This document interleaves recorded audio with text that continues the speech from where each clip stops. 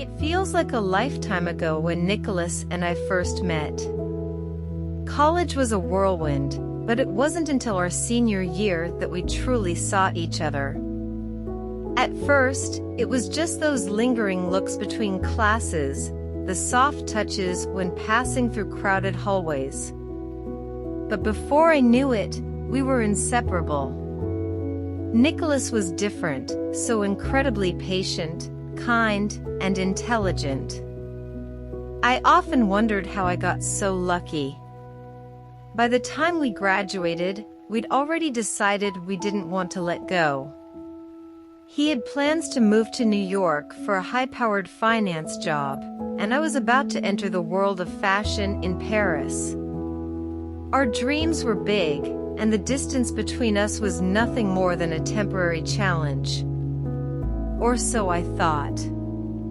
We promised each other that nothing would change. We'd make it work. Long-distance relationships were not supposed to break us, right? The first few months were magical in their own way.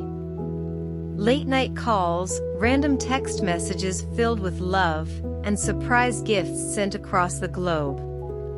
It was easy to keep the connection alive when we were both so invested. Every moment apart felt like a countdown to the next time we would be together. I remember the first time I visited him in New York. The city, with all its noise and lights, faded into the background when we were together. Everything felt perfect. I thought that if we could survive the distance and still feel so in love, then we could survive anything. But I didn't realize then that those early months would be the pinnacle of our relationship.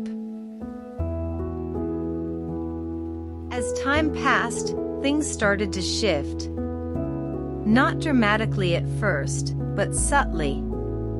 Nicholas was busy, so was I. Our phone calls became shorter, our conversations less frequent. But I justified it all. We were both building our careers. He was climbing the corporate ladder, while I was establishing myself in a world that demanded a lot of my time and energy. But little things began to gnaw at me. I could feel the distance between us growing, even if we tried to pretend it wasn't. There was the occasional tension in his voice when we talked, the slight edge in his words. Sometimes, I'd catch him in a lie, a small one, about where he was or who he was with. I brushed it off. The stress of work, I thought. But with every passing month, those lies started to feel like cracks in the foundation of our relationship. And cracks, no matter how small, always grow. When Nicholas arrived in Paris, I told myself everything would fall into place. The distance, the tension, it would all vanish when we were together again. But from the moment he walked through the door, something felt off. His embrace was lukewarm, his eyes distant. I tried to ignore it, thinking maybe I was just overthinking things. That night, we had dinner, but the silence between us was unbearable. He wasn't really listening to me. I wasn't really listening to him. We spoke, but it felt like we were talking past each other. He was here physically, but emotionally, he was already somewhere else. Back at my apartment, I couldn't hold it in anymore. "What's wrong, Nicholas?" I asked, my voice tight. "You're not here with me." His response was cold, almost dismissive. "I'm tired, Thea. Work's been crazy." But I could hear it, there was more to it than that. It was like he was pulling away, but I didn't know why. The next day, everything erupted. It started as a small argument, but soon we were both shouting. "Maybe you're right," he said, his voice flat. "Maybe this just isn't working anymore." His words felt like a slap. I didn't know what to say. Everything I had been feeling came rushing to the surface. The love I thought we shared, the promises of forever, none of it seemed real anymore. When he left that afternoon, it was final. There was no turning back. I didn't cry at first.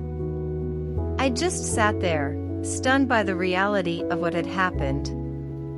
I called him later, but he didn't answer. I wanted to fix it, but I knew, deep down, I had already lost him. I didn't expect Pope to become a part of my life the way he did.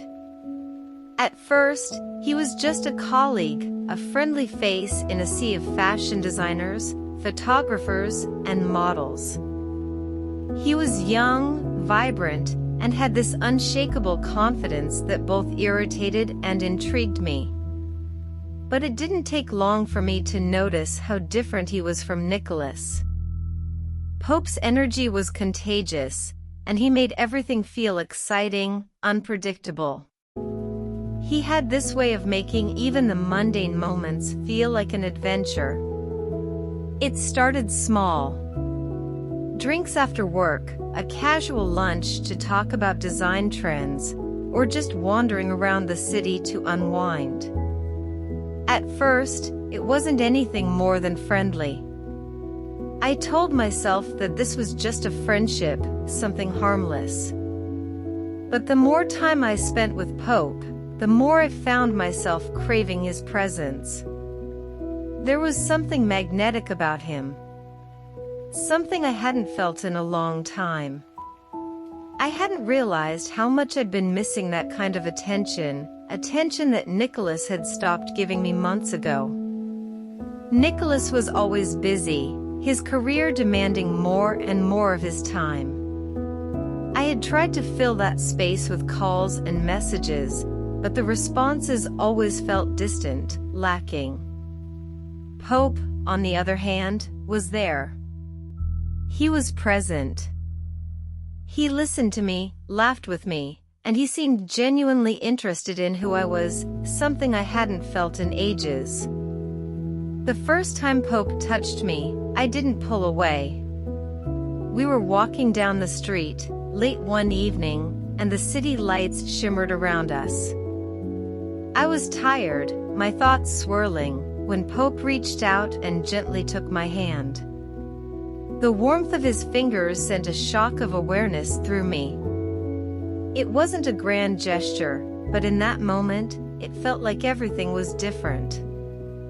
I looked at him, and there was something in his eyes, something that had been missing from my life for so long.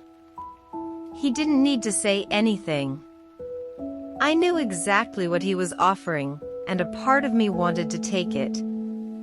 We went to dinner that night, and the conversation flowed effortlessly. I found myself opening up to him in a way I hadn't with anyone in months. We spoke about everything, our childhoods, our dreams, our frustrations. Pope was easy to talk to, and I felt like I could finally breathe again.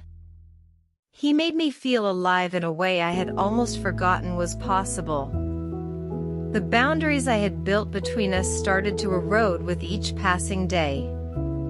We had another drink after dinner, then another, and soon we were walking along the Seine. I don't know how it happened, but the moment came.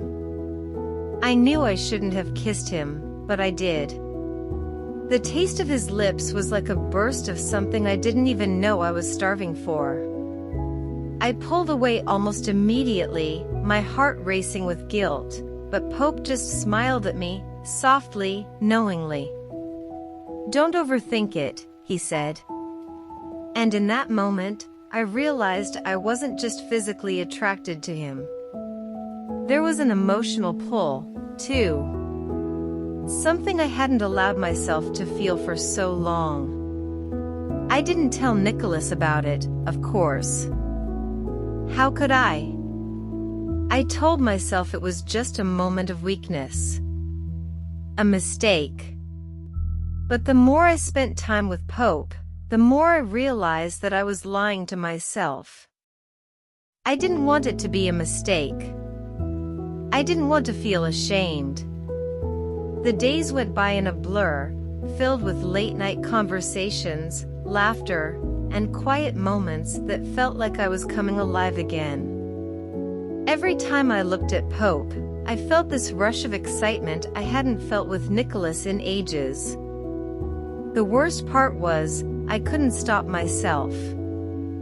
I wanted to be with Pope, and I was too afraid to admit it to anyone, including myself. And so, I found myself caught between two worlds, the life I had with Nicholas, which was slipping away from me with every passing day, and the intoxicating new world that Pope was offering, a world where I felt seen, desired, and valued. It was everything I thought I had lost.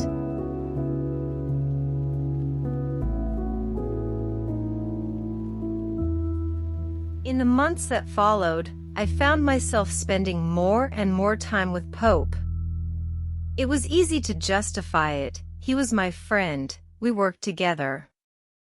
But as our friendship deepened, my guilt grew. Nicholas, of course, didn't notice. Or maybe he didn't want to. Our conversations became less frequent, and when we did talk, it felt like we were just going through the motions. Meanwhile, Pope and I had become inseparable. Every weekend, we went out together. Drinks, dinners, late-night walks through the city. I told myself I wasn't doing anything wrong. Nicholas was busy with his career, and I was just enjoying the company of a friend. But I knew deep down that I was lying to myself.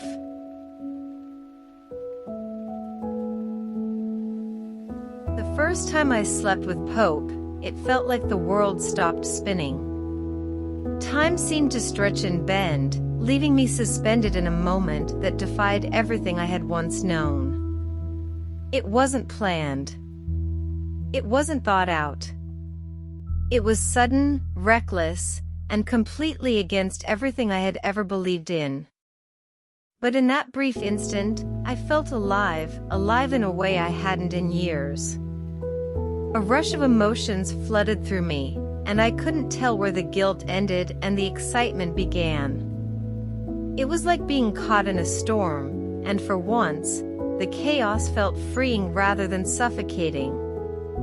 His touch was unlike anything I had felt in so long.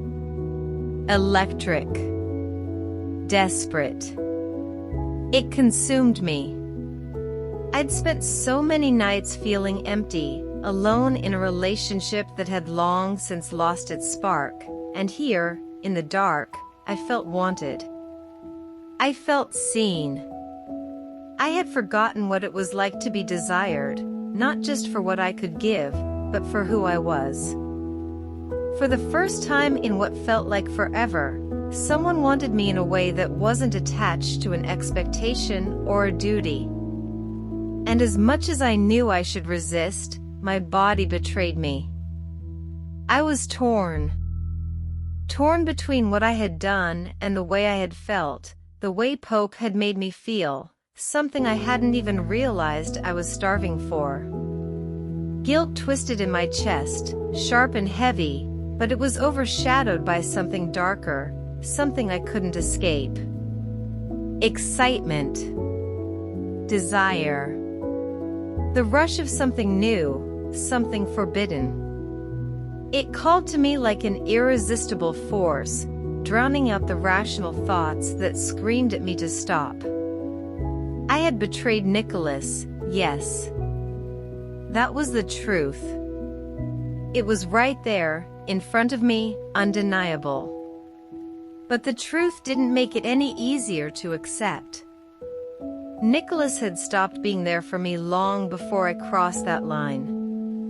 His presence had faded into the background, his warmth slipping through my fingers like sand.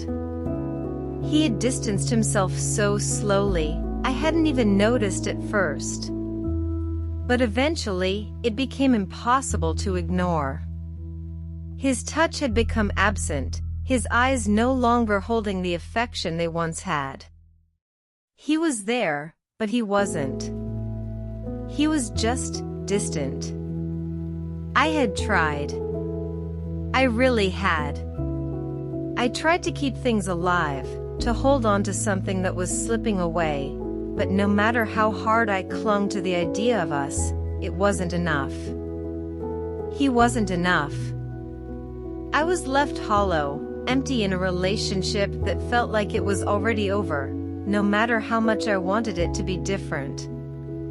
And then there was Pope. In my loneliness, I found him. And for the first time in a long while, I found someone who was there. Someone who wanted me. Someone who made me feel important again. It wasn't love, not by any stretch of the imagination. But it was something. Something I needed. Something that filled the void. I had justified it, told myself that it wasn't my fault. Nicholas wasn't there, and Pope was. He was present, and in that presence, I found a brief respite from the ache that had consumed me for too long. It was the start of a dark path, one I knew I would never be able to turn back from. Each step I took felt like it was leading me further into a place where escape was no longer an option. The weight of the consequences of what I had just done sat heavily on my chest, but I couldn't bring myself to care. Not yet. Not in that moment. I was already too far down it to turn back. The line had been crossed, and there was no undoing it. All I could do now was let it unfold, knowing full well that whatever came next would change everything. I didn't expect Nicholas to visit. It was a surprise, an unannounced visit to Paris. I wasn't ready. I wasn't prepared for the reality of what I had done. When he walked through the door, I froze. He looked different, more tired, less confident. He had come to confront me, and he already knew. The look in his eyes told me everything. But when he saw Pope sitting on my couch, everything changed. "Are you serious?" Nicholas's voice broke, his words barely a whisper. I couldn't look at him. I couldn't face him. Pope stood up, but the damage was done. Nicholas walked out, his heart breaking with every step. And I, for the first time in years, realized just how far I had fallen. But it was too late. The damage had been done. That night, I cried alone. The emptiness of the room mirrored the emptiness in my chest. I had never felt so abandoned. Nicholas had left Paris without a word, without a single glance back. He didn't even give me the chance to explain, to apologize, to tell him the truth of everything that had happened. It wasn't a dramatic exit. No shouting, no confrontation. He just disappeared. Maybe he didn't want to hear it. Maybe the words I needed to say would only make the hurt worse, and he knew that. Or maybe, somewhere deep inside, he already knew the truth, and he couldn't bear facing it.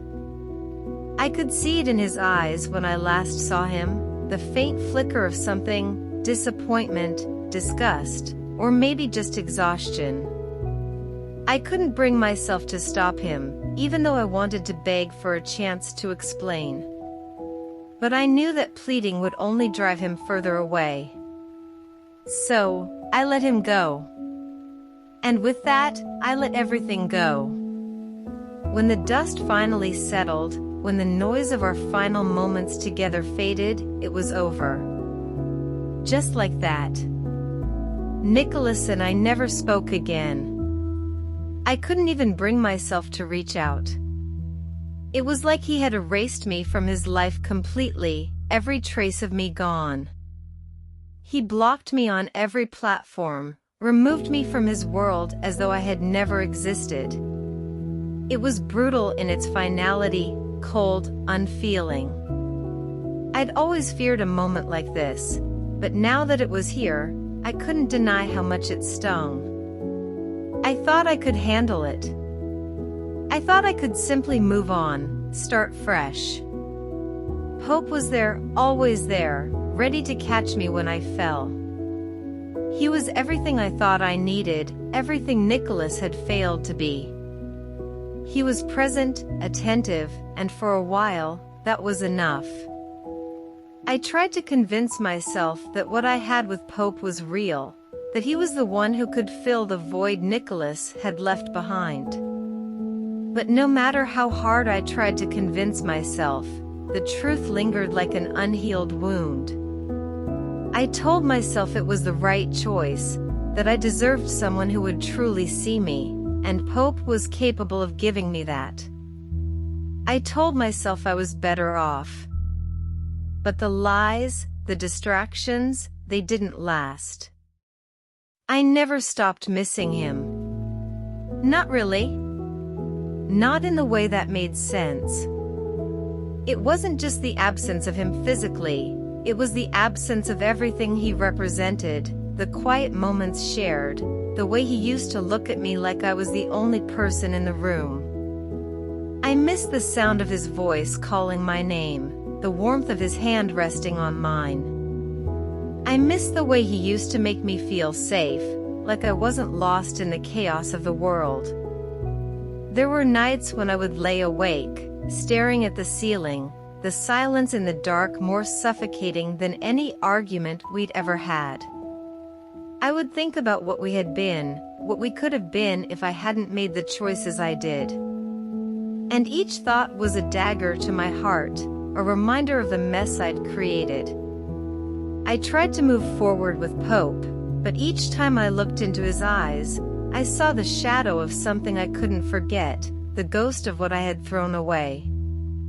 I told myself it was over, that I was better off without Nicholas, but deep down, I knew I was lying to myself. It wasn't that I regretted what happened with Pope, it was that I regretted losing Nicholas. That piece of me that would always be tethered to him, no matter how much time passed. It was a wound that wouldn't heal, no matter how many years I spent trying to cover it up. And in the quiet, when I was alone with my thoughts, I realized sometimes the end isn't about closure.